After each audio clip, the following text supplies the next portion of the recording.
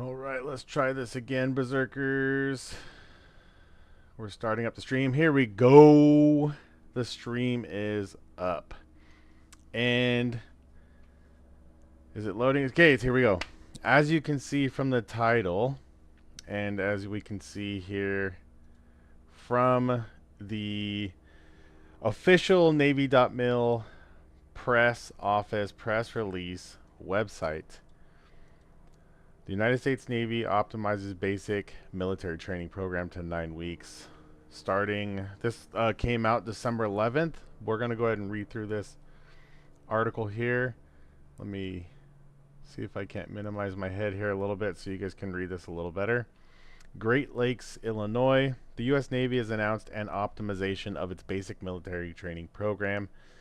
From here on out, will be referred to as BMT, reducing the training schedule from 10 weeks to 9 weeks effective January 2025. This transition supports the Chief of Naval Operations Navigation Plan 2024, emphasizing fleet readiness, training efficiency, and the preparation of mission-ready sailors. So what we're going to do, we're going to read what they have here, and then we're going to come up with our own reasons why we think they're going from 10 to 9 weeks.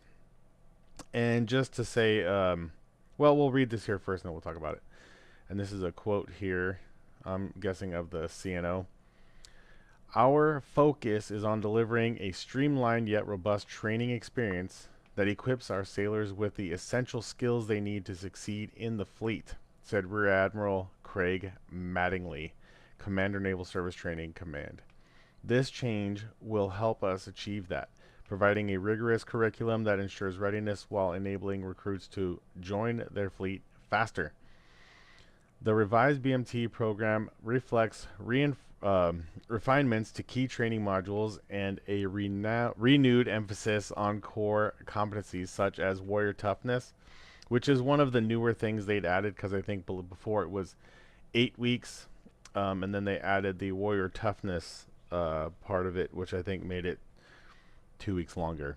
Firefighting, seamanship, and watch standing. The program will also continue to incorporate the Sailor for Life philosophy, aimed at fostering resilience, mental toughness, and leadership throughout a sailor's career. This restructured curriculum was informed by extensive feedback from Recruit Training Command staff and training experts. So RTC Command, that's the people that actually work at boot camp. From the deck plate to the classroom, our team has worked hard to identify efficiencies that uphold our high standards while advancing the CNO's vision for a capable and ready Navy. Mattingly added, this optimization doesn't just shorten the time to train, it enhances our recruits' ability to transition seamlessly into the fleet and contribute immediately. Recruit Training Command is prepared to execute this change in support of the CNO's navigation plan. Our mission remains to transform civilians into smartly disciplined, physically fit, basically trained sailors who are ready to follow on training and service to the fleet, said Captain Kenneth Froberg, Commanding Officer, Recruit Training Command. So, in my opinion, they could do this for many reasons, okay? So, let's just say in times of conflict, they will shorten boot camp. They still teach you the same amount of stuff. They still teach you all the same stuff, but they just do it quicker. Less downtime, I guess. Less time to study. They just get you going. They're probably a little bit harder. Maybe they take away some of your free time, you know, that you might have. There's a lot going on right now with Iran, Ukraine, Russia, China, Hezbollah, Houthis. There's a lot of stuff going on. We don't know as civilians necessarily everything that's going on and how it's getting ramped up. So they could potentially be just shortening the time just to hurry up and get us out there. Also, too, another funny thing about when they said to ability to transition seamlessly into the fleet and contribute immediately. I see a lot of people say that um, they sit in A school for a long time waiting for enough people to be able to start a class. So, for instance, I haven't gone to MEPS yet. Supposedly, that's another thing I'll talk about right now. If a couple people join, I want to know. So, when you go down to MEPS, unless you're in like a conflict, like an active war or something like that, where we're trying to hurry and get people to join, you swear in to the delayed entry program. So what they're doing is they're giving you time to get your physical fitness up and to study for your delayed entry program test when you get into boot camp. So you can study your ranking recognition, your Sailor's Creed, your 11 general orders of a century. You have a little more time to practice those things to help you advance a little faster going through boot camp to get you more money. It helps take the load off of the recruit training command and also just makes you a better sailor. You can study on your own. Like I have flashcards here of the general orders that I look at. I have the Sailor's Creed on my Apple Music I listen to all the time. I listen to it on YouTube. So you're swearing into the delayed entry program. You're technically not sworn into the military yet. You're just sworn into the delayed entry program. And the other reason they're doing this is also to get enough people to have a boot camp class. So when we'll just say, like, when my dad went to Vietnam, they're literally drafting people.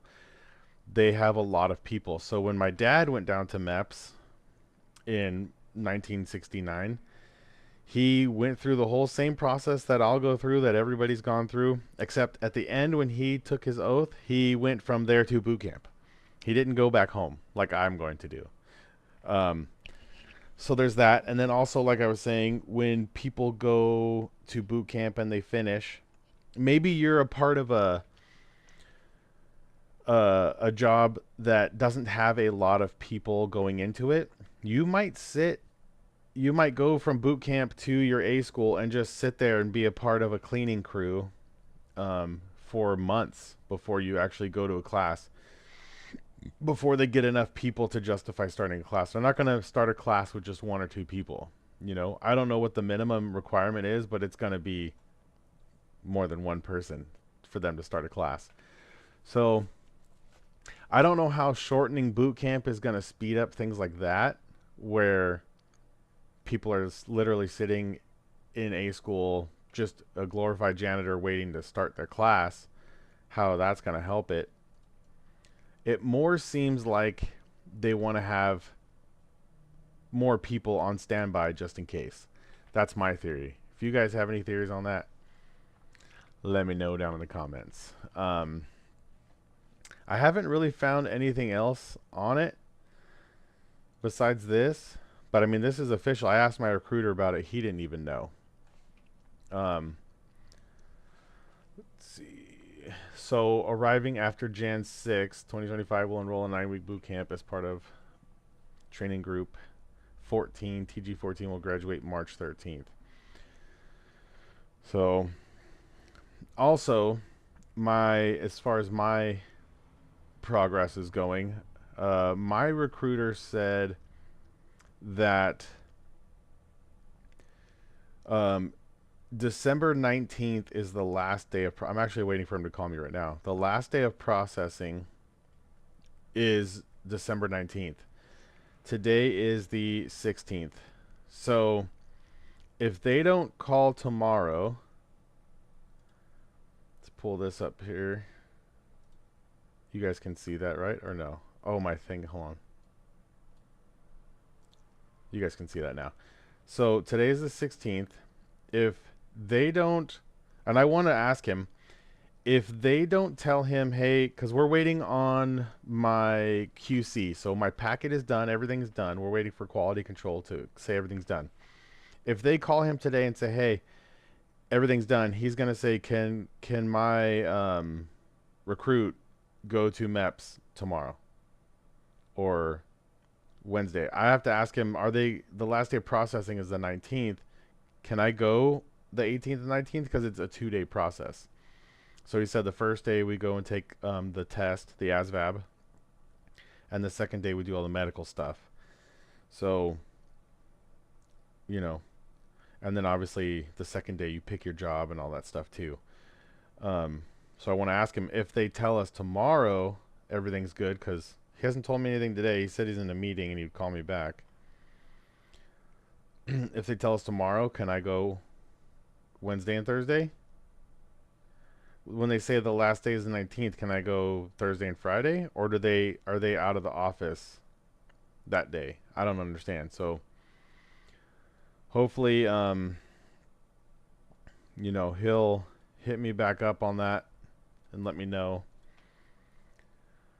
Yeah, I sent him that article and he said he didn't even know about it. So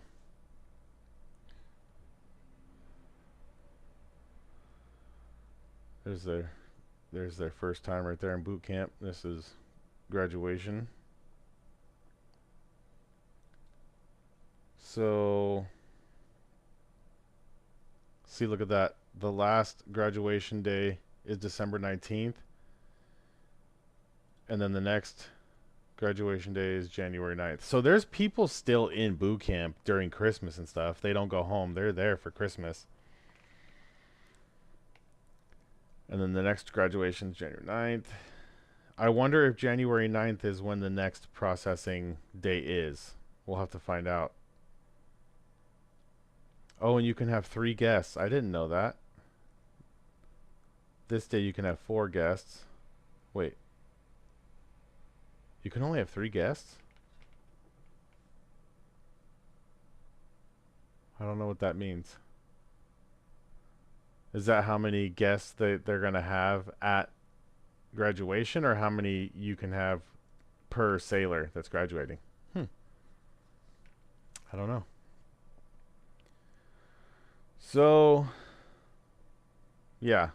If you want to find this information, I literally just Googled Navy boot camp shortened, and then this actual thing here came up. So let me know in the comments, do you think that we are preparing for a conflict? Do you think there's about to be some drama, or do you think they literally are just trying to increase efficiency of the program? What do you guys think? Let me know in the comments.